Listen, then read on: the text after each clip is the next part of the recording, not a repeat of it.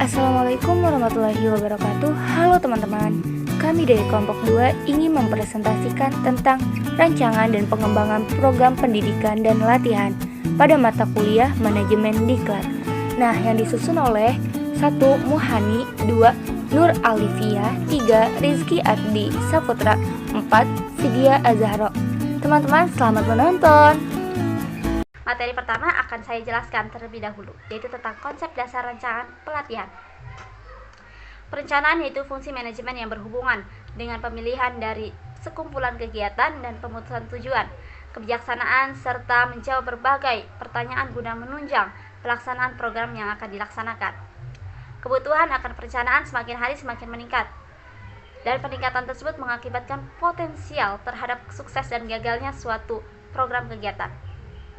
Prinsip-prinsip perencanaan diklat. Menurut Subagio Atmawiro, prinsip-prinsip merancang bangun diklat yaitu terdiri 1. Menetapkan pendekatan, 2.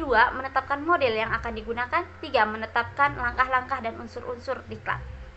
Prinsip-prinsip perencanaan pelatihan menggambarkan banyaknya aktivitas perencanaan agar menghasilkan rancangan desain pelatihan yang utuh, menggambarkan keseluruhan proses, strategi, fasilitas, dan berbagai langkah yang harus dilaksanakan oleh semua sumber daya pelatihan. Keseluruhan prinsip tersebut dilakukan dengan tujuan agar proses perencanaan dapat berjalan dengan baik dan tujuan pelatihan dapat tercapai. Komponen perencanaan diklat. Menurut Faisal Rifai, kebutuhan diklat dapat digolongkan menjadi 3. Yang pertama itu untuk memahami kebutuhan sekarang. Yang kedua, untuk memenuhi tuntutan jabatan lainnya. Yang ketiga, untuk memenuhi tuntutan perubahan. Baik, di sini saya akan menjelaskan tentang model Pusdiklat Depdiknas. Terdapat beberapa model yang dapat memudahkan dalam penerapan atau pelaksanaan sebuah latihan. Terdapat 3 model yang dapat memudahkan dalam penerapan atau pelaksanaan sebuah latihan. Model yang pertama yaitu model Pusdiklat Depdiknas, model yang kedua yaitu model Critical Event, dan model yang ketiga yaitu model ELC. Materi selanjutnya yaitu menjelaskan tentang pendekatan dan perencanaan program diklat. Menurut Subagio Atmiwiryo menjelaskan tentang beberapa pendekatan dalam merencanakan sebuah program diklat. Ada 3 pendekatan dalam merencanakan sebuah program diklat. Yang pertama itu pendekatan Critical Event Model, yang kedua yaitu pendekatan siklus, dan yang ketiga itu ada pendekatan sistem. Oke, baiklah. Selanjutnya saya ingin menjelaskan tentang hal-hal yang mendasar dalam rancangan bangun diklat. Ada beberapa hal lagi yang perlu diperhatikan setelah menentukan 3 hal, antara lain tujuan, metode, dan format, yaitu A. Alokasi waktu. Beberapa waktu yang dibutuhkan untuk menyiapkan rancang bangun. B. Apa yang akan dilakukan atau dikatakan agar peserta terlibat dan berpartisipasi. C. Pokok atau kunci dan instruksi. Ide apa yang disajikan dan apa yang sebenarnya Anda inginkan dari partisipasi peserta. Yang D. Materi atau bahan apa yang dibutuhkan atau apa kebutuhan peserta didik untuk mengaplikasikan rancang bangun. Yang E. Pengaturan bagaimana kita mengetahui lingkungan fisik agar rancang bangun dapat berhasil. Dan yang F. Penilaian apa yang dibuat dan alat diskusi apa yang akan diinginkan oleh peserta sebelum melanjutkan kegiatan berikutnya.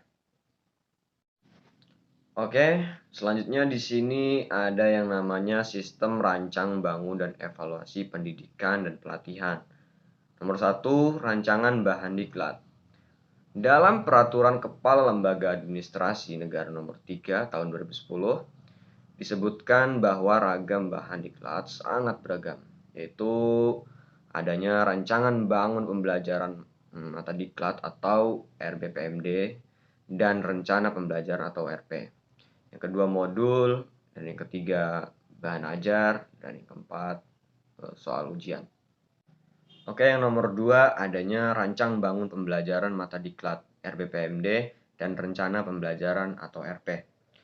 Rancang bangun pembelajaran mata diklat dan rencana pembelajaran. Dalam Peraturan Kepala Lembaga Administrasi Negara Nomor 3 Tahun 2010, yang dimaksud dengan RBPMD adalah pokok-pokok pembelajaran dari suatu mata diklat yang disusun secara sistematis dan mencakup deskripsi singkat mata diklat, tujuan pembelajaran, materi pokok, metode, dan media, serta sumber bahan.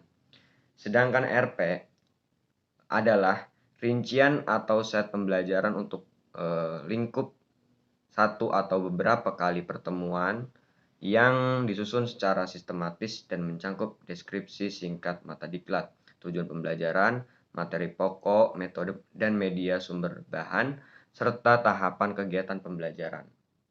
Baik, selanjutnya yaitu bahan ajar.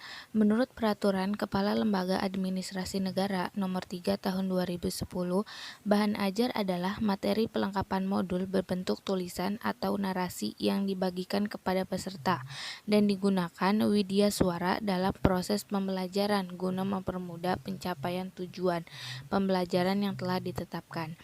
Dan yang ketiga yaitu pengembangan desain pembelajaran berbagai model.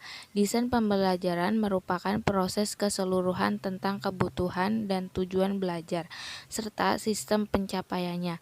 Termasuk di dalamnya adalah pengembangan bahan dan kegiatan pembelajaran, uji coba dan penilaian bahan, serta pelaksanaan kegiatan pembelajarannya. Sekian materi yang bisa kami sampaikan, kurang lebihnya mohon maaf. Saya ucapkan terima kasih.